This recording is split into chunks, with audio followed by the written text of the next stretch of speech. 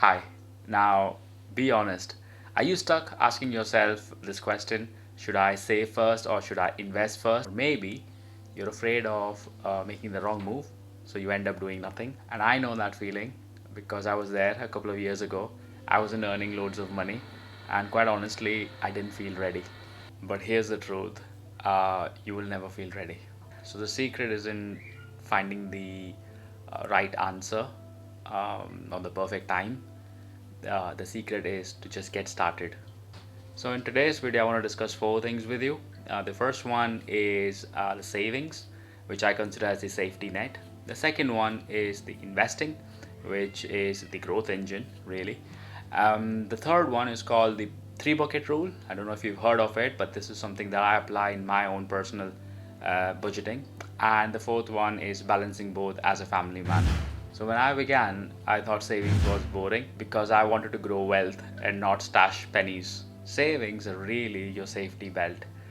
Sure, they're not going to move your life forward. However, they will protect you when life slams them brakes. So here's how I began. My first target was to build something called an emergency fund, and it was £1,000. This was 5 years ago. And this little starter emergency fund gave me the peace of mind that I never had before. And here's how I built this, by cutting small leaks.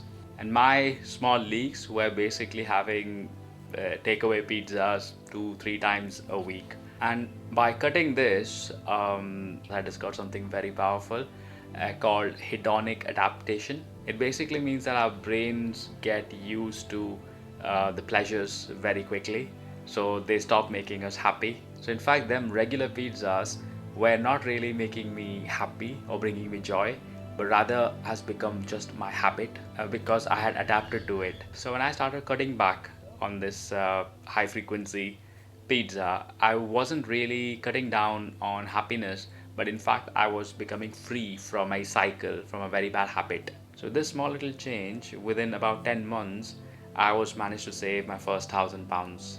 So, once I had this emergency fund built in, I decided to start investing, and I consider this as the growth engine. I consider this as a growth engine because savings, yes, will protect you today, but it will not grow you tomorrow. And that's where investing comes in. As far as my investing goes, I have realized one thing, and this was through my mistakes.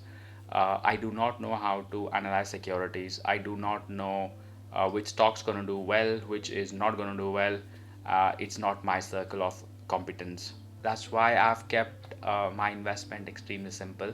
I invest in a very well diversified world index fund provided by Vanguard because it spreads the risk across thousands of companies across the globe. And historically, it has grown around about 7% after inflation. Now I get it that 7% might not look fancy until you meet its best friend, which is called the compounding. So here's a little math I've got for you. If you invest around about £200 a month for, let's say, 20 years, you will end up with more than £104,000. Yeah. But what's more important here is more than half of that value has come from your interest, and that's the power of compounding, and that's the power of consistent, boring investing. And here's where I've realized that the hedonic adaptation, which I described earlier, something that works against you, and in this case it works for you, because at first it feels like investing is a sacrifice you're giving up spending today, but over time your brain adapts. That monthly investment becomes your new normal, just like maybe your daily Starbucks coffee once was, except that this habit does not fade value, it compounds. Just like Warren Buffett said, that if you do not find a way of making money while you sleep, unfortunately, you will work until you die. And that's what investing did for me. It turned discipline into freedom. But here's the catch, saving and investing only worked for me when I had a system. And in my case, I call this system the three bucket rule. So every payday, I split my income in three ways. The first one is about 65% for essentials, like the rents, your food, bills. The second one was about 25% into investing, and in my case, I automated that, going straight into this Vanguard World Fund, month in, month out. And third was fun money, around about 10%, because at the end of the day, life has to be lived, not budgeted. I'll be real, it wasn't perfect. Some months life happened and things slipped, and that's why I ensured that every 2 to 3 months I reviewed this bucket, to bring some form of structure in the way I did the budgeting. One of the biggest lessons that I have learned is it doesn't matter if your investing bucket is small, 50 quid, 100 quid, 200 quid. The amount of time that money stays in the market is a lot more important. That mindset, showing up consistently, was what started compounding my wealth. So eventually, I realized that saving and investing are not enemies. You need both, and it's important to find a balance between both.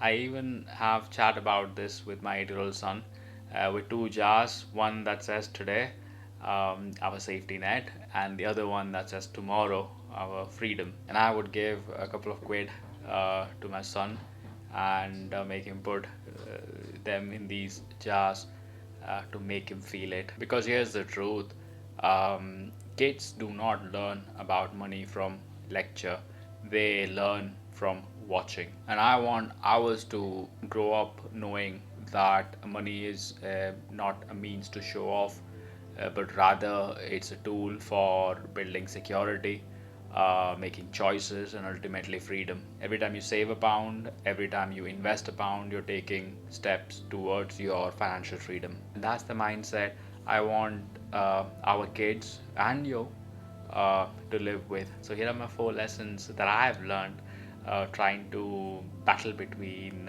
savings and investing. First, saving gave me protection. Second, investment gave me growth. Third, three bucket rule gave me a structure. And fourth, balancing between both and teaching my kids gave me purpose. And like I've mentioned this in my previous videos, that financial freedom is not about perfection, it's about building simple habits that will last for a very long time. Napoleon Hill said, "Do not wait. The time will never be just right." Break free from the habits that don't bring you joy and replace them with habits that builds your future. Because one day you'll look back debt free, stress free, and with the money working for you, you'll thank yourself. And if your kids are watching like mine are, they'll thank you too. And on that note, I want to wrap this video. Thank you very much for your time. Life is good. God is great. Bye.